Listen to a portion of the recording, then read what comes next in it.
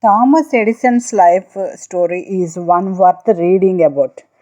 Part visionary, part gambler, and part genius. He was a brilliant inventor who made the best use of his time on the planet.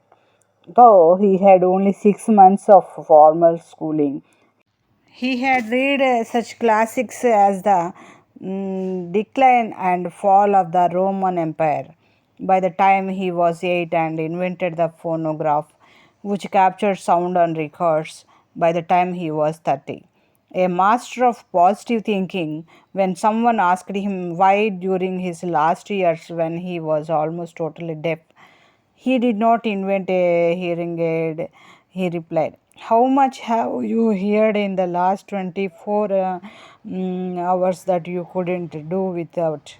He then added with a smile, "A man who has to shout can never tell a lie."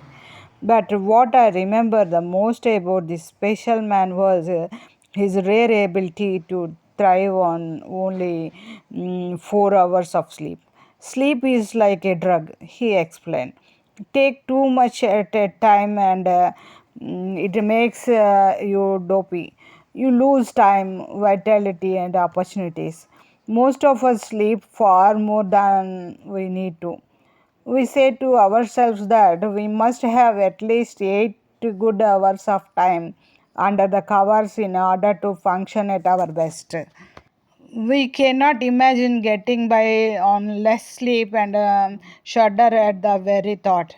Yet, as I wrote in an earlier lesson, it is not the quantity of sleep that is most important. What really counts is the quality and the richness of your sleep. Here I means writer. Just remember those times when everything in your life was working. You were thriving at the office, fulfilled in your relationships, and growing in your inner life.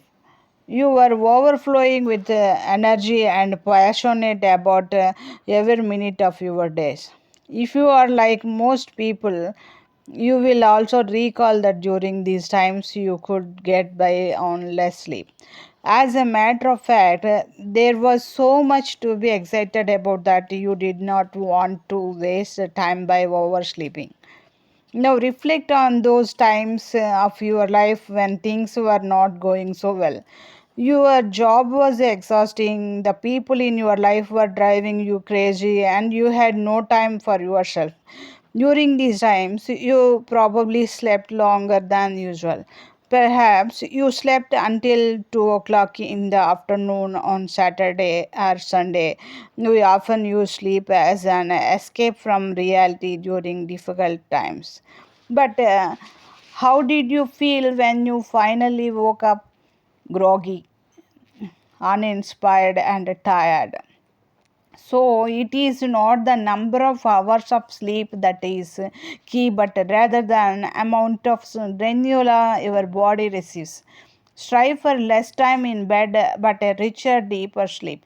Understand that fatigue is often a mental creation that stems from doing things you do not like to do. And remember Henry Wordsworth Longfellow's wise words.